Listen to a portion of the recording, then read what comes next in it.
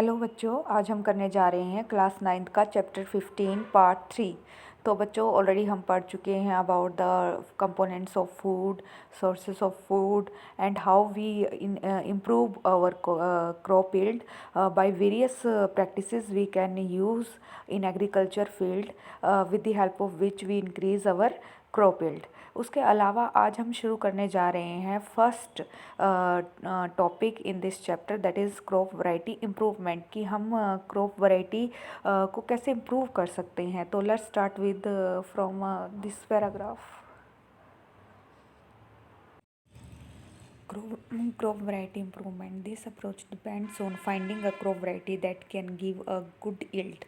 तो इस अप्रोच के अंतर्गत हम पढ़ेंगे कि कैसे हम एक बढ़िया वैरायटी को चूज़ कर कर यील्ड पैदावार को ज़्यादा बढ़ा सकते हैं। वैरायटीज़ और strains of crops can be selected by breeding for various useful characters such as disease resistant, response to fertilisers, product quality and high yields. तो बच्चों वैरायटीज़ क्या होती हैं? जो हम स्पीशीज़ हमने किंगडम, फाइलम एक्सेट्रा क्लासिफिकेशन पढ़ी थी, तो उसमें आपको लास्ट की 3 अगर क्लासिफिकेशन में देखा जाए तो क्या होता है, जीनस, स्पीसीज़, और स्पीसीज़ से नीचे भी आती है वैरायटी। तो वैरायटी, डिफरेंट वैरायटीज़ को हम यूज़ करते हैं, डिफरेंट क्रॉप की वैरायटीज़ को यूज़ करते हैं फील्ड में उगाने के लिए, जिससे कि हमें पैदावार ज़्यादा मिले। तो हम कौन सी वैरायटी को उगाना पसंद करेंगे?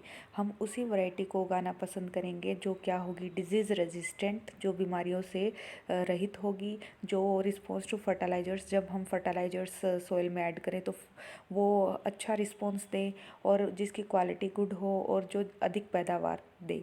तो one way of incorporating desirable characters into crop varieties by hybridization. तो what is hybridization? Very important term come here. तो हाइब्रिडाइजेशन का मतलब होता है जब हम किसी 2 वैरायटी को क्रॉस करवाते हैं, फॉर एग्जांपल ए वैरायटी और बी वैरायटी को क्रॉस करवाते हैं, तो हमें जो न्यू वैरायटी मिलती है उसे हम हाइब्रिड कहते हैं, क्योंकि उसमें ए के भी करेक्टर होते हैं और बी के भी करेक्टर होते हैं। उस हाइब्रिड में दोनों पेरेंट्स के करेक्टर होते हैं, इसी वजह से उसको हाइब्रिड कहा जाता है। और यह क्रॉसिंग करवाने की विधि को क्या कहा जाता है? हाइब्रिडाइजेशन।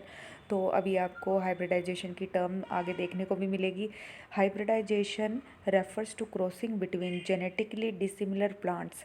तो यहाँ पर बेसिकली जेनेटिकली डिसिमिलर प्लांट्स के बीच क्रॉस करवाया जाता है। अब ये क्रॉस क्या होता है, ये आप हर क्लासेस में पढ़ेंगे कैसे क्रॉसिंग की जाती है। दिस क्रॉसिंग में be intervarietal between different varieties, inter specific between 2 different species of the same genus, और inter generic between different genera. तो यह क्रॉस हम किसी भी वैरायटी के अंदर, 2 डिफरेंट वैरायटी के अंदर, या दो डिफरेंट जीनस के अंदर, या फिर 2 डिफरेंट जेनरा के अंदर करवा सकते हैं।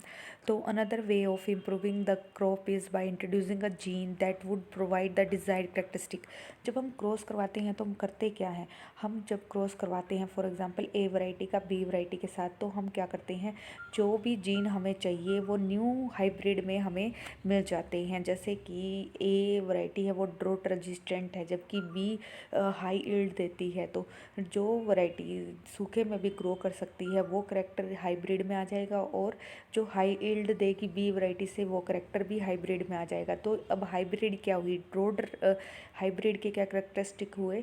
Draught resistant as well as giving high yield. तो बोथ पेरेंट्स के दोनों करेक्टर आ गए। तो इस तरह से इस प्रोसेस को कहा जाता है hybridisation. Another way of improving the crop is by introducing a gene that would provide the desired characteristic. तो इसका मतलब यही है कि हम यहाँ पर एक जीन को इंट्रोड्यूस करते हैं दूसरे प्लांट के अंदर। एक यहाँ तक तो बच्चों हाइब्रिडाइजेशन है। यहाँ से एक नया टॉपिक स्टार्ट हो गया है। इसमें हम क्या करते हैं, एक तो क्रॉसिंग करवाना। जब हम ए को बी के साथ क्रॉस करवाते हैं, मतलब ए के पोलन ग्रेन को बी के स्टिग्मा पर डालते हैं, तो जो नए करेक्टरिस्टिक मिलते हैं या हाइब्रिड के अंदर, जो बोथ पेरेंट्स के करेक्टरिस्टिक गेन कर, हाइब्रिड के अंदर दोनों पेरेंट्स के करेक्टरिस्टिक होते हैं, उसे बोलते हैं हाइब्रिडाइजेशन। अब दूसरा टॉपिक है जो ये जीन डालने वाला, तो मैं आपको बता दूँ यहाँ से स्टार्ट होता है जेनेटिक इंजीनियरिंग। अब हाइब्रिडाइजेशन क्लासिफिकेशन तो आपने पढ़ लिया क्या होती है। अब हम बात करते हैं जेनेटिक इंजीनियरिंग की। यह बहुत इंपॉर्टेंट टॉपिक है और आजकल बहुत रिसर्च इस पर हो रही है। इसमें हम क्या करते हैं, हम पूरा क्रॉस करवाने की जगह जो हमें करेक्टरिस्टिक चाहिए वही जीन निकाल कर उस दूसरे पौधे के अंदर डाल देते हैं और इस तरह से एक नया पौधा बन जाता है, जिसे हम ट्रांसजेनिक क्रॉप या फिर जेनेटिकली मॉडिफाइड क्रॉप के नाम से भी जानते हैं। तो इसे हम पढ़ेंगे जेनेटिक इंजीनियरिंग के अंदर। तो अब आपको यह समझ में आ गया होगा कि कैसे जीन एक वैरायटी कहीं से भी, चाहे वो एनिमल हो प्लांट हो, हमें जो भी रिक्वायर्ड जीन है निकाल कर जो भी जिस क्रॉप के अंदर या एनिमल में डालना होता है, हम सिर्फ उसी जीन को ट्रिगर करते हैं और निकाल कर उसी को डालते हैं। तो इस तरह से इस तरह के जो एनिमल या क्रॉप हमें देखने को मिलती है तो हम इसे जेनेटिकली मॉडिफाइड क्रॉप कहते हैं। तो यहाँ हमने दो टॉपिक पढ़ लिए, हाइब्रिडाइजेशन का और जेनेटिक इंजीनियरिंग का। अब हम बात करते हैं for new variety of crop to be accepted it is necessary that the variety produces high yield under different condition that are found in different areas. तो farmer would need to be provided with good quality seeds of particular variety. तो बच्चों, अगर हमें एक बढ़िया किस्म की गेहूँ चाहिए या कोई भी फसल चाहिए जो तो हमें फार्मर को सबसे पहले अच्छे सीड प्रोवाइड करने होंगे, तभी वो सीड हम अच्छे प्रोवाइड करेंगे, तभी फार्मर एक अच्छी क्रॉप दे पाएगा और हमें भी एक अच्छी न्यूट्रिशियस सीरियल्स या फिर वेजिटेबल्स फ्रूट्स खाने को मिलेंगे। तो बच्चों, cultivation practices and crop yield are related to weather, soil quality and availability of water. तो कल्टीवेशन के लिए अगर आपको खेती करनी है तो आपको क्या क्या चाहिए, आपको सबसे पहले आपको यह देखना है कि जब भी आप कोई क्रॉप उगा रहे हो तो सॉइल की क्वालिटी कैसी है, वहाँ पर जहाँ जिस खेत में सॉइल क्रॉप उगा रहे हो वहाँ पर पानी है या नहीं। Since weather condition such as drought and flood situations are unpredictable, varieties that can be grown in diverse climatic condition are useful. तो आपको यह भी देखना होगा कि जहाँ पर सूखा है या फिर बाढ़ आई हुई है तो ऐसी वैरायटीज़ ग्रो करें जो सूखे में भी मतलब पैदावार अच्छी दे और फ्लड की सिचुएशन को भी रजिस्ट कर पाए। ज़्यादा पानी में वो गले सड़े ना और वहाँ फ्लड जब तक फ्लड बाढ़ का पानी खड़ा रहता है तब तक वह सर्वाइव कर पाए।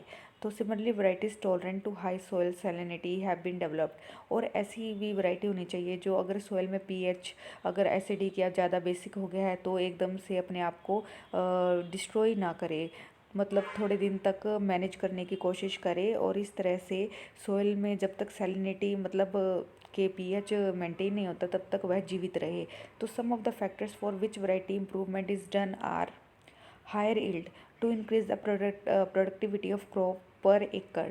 तो हमें सबसे पहले क्या ध्यान देना है कि क्रॉप जो भी सीड होने चाहिए वो हायर यील्ड, कोई भी जो क्रॉप है उगा रहे हैं वो ज़्यादा पैदावार दे, ऐसी वैरायटीज़ का हमें उपयोग करना चाहिए। इम्प्रूव्ड क्वालिटी, और जो भी क्रॉप हम खेतों में उगा रहे हैं तो सॉरी जो भी सीड हम खेतों में उगा रहे हैं, फसलें खेतों में उगा रहे हैं, वो उनकी क्वालिटी अच्छी होनी चाहिए, न्यूट्रिशियस वैल्यू अच्छी होनी चाहिए। जैसे quality consideration of crop products vary from crop to crop, baking quality is important in wheat, protein quality in pulses, oil quality in oil seeds and preserving quality in fruits vegetables. तो इन सभी को ध्यान में रखते हुए हमें crop उगानी चाहिए। Biotic and abiotic resistant crops, यहाँ पर आ जाता है कि ऐसी क्रॉप उगानी चाहिए जिन पर इंसेक्ट्स ना आए, डिजीज़ बहुत कम आए। और एबायोटिक मतलब जो डिजीज़ ऐसी क्रॉप उगानी चाहिए जो सूखे को भी सह सके और सैलिनिटी मतलब अगर सोइल में एसिडिक या बेसिक हो गई है तो भी वह एकदम से अपने आप को ख़त्म ना करे। वाटर लॉगिंग, अगर पानी खड़ा हो गया तो भी वो फसल एकदम से अपने आप को डिस्ट्रॉय ना करे। हीट कोल्ड फ्रॉस्ट सब कंडीशन से वो रेजिस्टेंट हो। Stresses under different situation variety resistant to this stresses can improve crop production. अगर ऐसी वैरायटी अगर हम उगाएंगे तो खेतों में प्रोडक्शन ज़्यादा होगी। तो बच्चों, चेंज इन मैच्योरिटी ड्यूरेशन, तो इसको हम अपने नेक्स्ट लेक्चर में करेंगे। आज के लिए इतना ही, धन्यवाद।